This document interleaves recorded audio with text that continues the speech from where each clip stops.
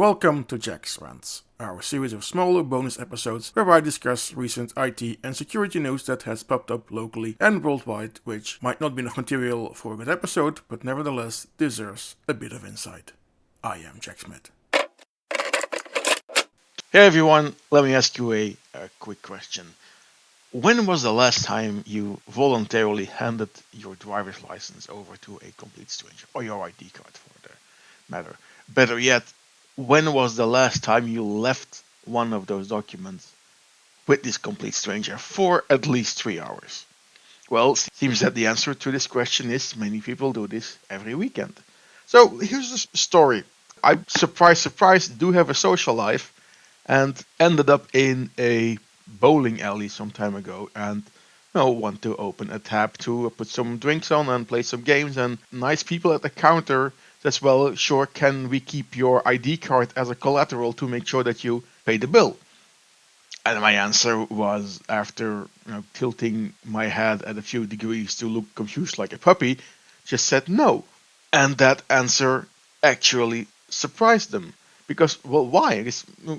This does seem to feel normal. And why? Because people don't even question it. It's become a matter of, well, that is just how it's done. And, that is how it's done is never been a great argument. So where does this come from? Where does this acceptance come from, more or less, is the important question here. And I am just going back to the 80s and 90s when you were at a hotel while traveling, because hotels would back then often keep your passport behind the desk, when that is today a big no-no, and I don't think you would still do that. However, some hotels still have to inspect it, as they have by local laws, have to require identification who stays there, so that if something happens, police can find out who was staying where. Okay, fine, sure, not perfect, but that can make sense.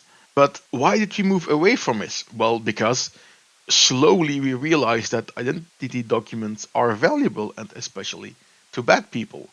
But what is an ID card? Well, an ID card is not plastic. It's an official identity document that has your legal identity. It's issued by the government. It has a lot of personal identifiers on there. And it is that what the bad guys, the criminals, just love to have. If you lose your loyalty card, okay, that's annoying. If you lose your ID card or your passport, that is a different story. Because privacy isn't about secrecy. People quite often say, well, I've got nothing to hide. That's okay. They can have my ID card as collateral. No, that is the wrong discussion here. It's not about hiding. It's about controlling who has this information, because you get to choose who gets your data, why they get it, how long they keep it, and who else can see it. That is more or less the principle that every modern privacy law is built around. You have to only collect the minimum that is required. Of course, there are some exceptions, so you have to collect what you actually need. So if you want to make sure that I pay for my drinks, that's good. But do you really need a government issued identity document? Tell me why. And I'm pretty sure that nobody can give a clear answer to that. So there's some questions here that have to be asked to yourself, first of all. Well, what happens to my ID? So who has access to it? Where do you keep it? Is it locked away? Who will be responsible? How long is it kept? And what will happen with that information? Most of those businesses that hang on to an ID card for whatever, they cannot answer the question. And then in this specific one at the bowling alley, well, it got even worse. Because all these ID cards, they were not locked away, they weren't encrypted, they weren't even stored in a safe space. No, they were put into a ring binder and left on the counter at the bar. All these documents were visible to customers, visible to visitors, visible to any delivery drivers or an Uber driver, absolutely everybody. All your physical, very private identity documents at this place have become public reading material. It was mind boggling, it was unbelievable, and they did not see why I had any issues with it. Because security isn't just cybersecurity, it gets really physical. It is administrative, it is operational. Those things matter as much, because what could go wrong? That is always a good question to ask. Someone could just open the binder and take a photograph of some IDs. You could copy the document number. Even worse, someone can even borrow one, swap around two IDs with the numbers that they are kept in, or even best joke of all, just walk away with the entire binder, and everybody that's then bowling in that location will have had their identity documents just stolen. And of course, the owners of these places will say, well, I know my employees. Well, good, you should. But this is not a relationship that's built on trust, it's reducing opportunities. Good security assumes people can make mistakes. Good people do make mistakes. What could any owner of a place like that do to provide a guarantee? Well, the easiest one to me is to pre-authorize some payment cards. If you go rent a car, they will block an amount on your credit card. Same for a hotel. They will block a few $100 on it just to prevent that you run off with the TV.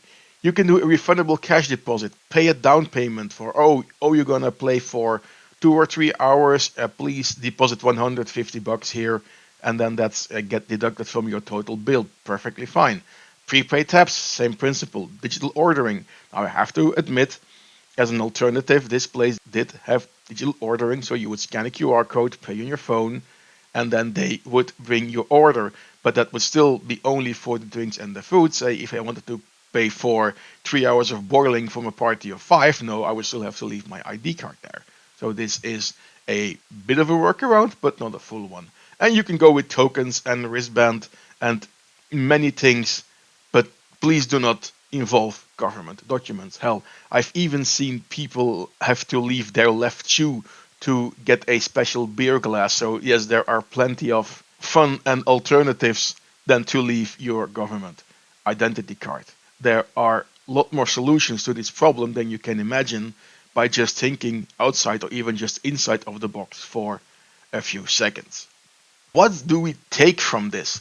Well, privacy isn't bureaucracy or good design. You have to only use and collect what you need.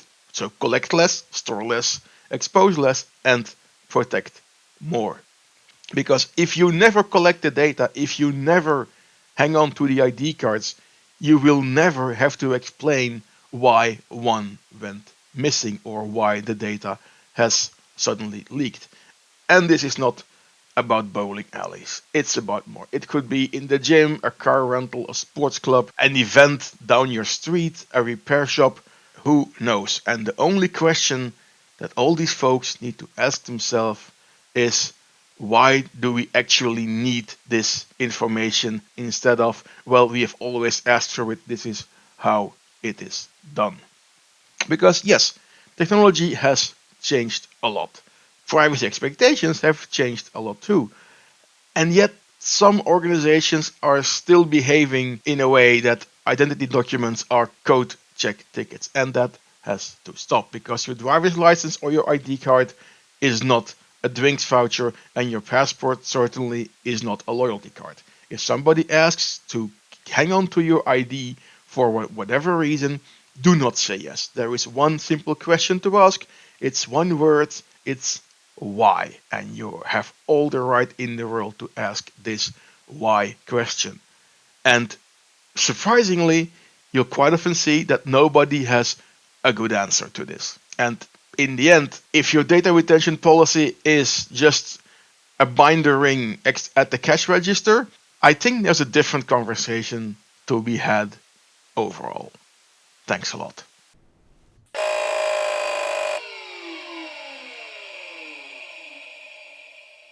The content of this podcast is intended for entertainment purposes only and is meant to humorously explore various tech-related situations. Any resemblance to actual events or real persons, living or dead, is purely coincidental. We ridicule situations, never individuals or groups. Listener discretion is advised, and we encourage everyone to approach technology with a sense of humor and an open mind.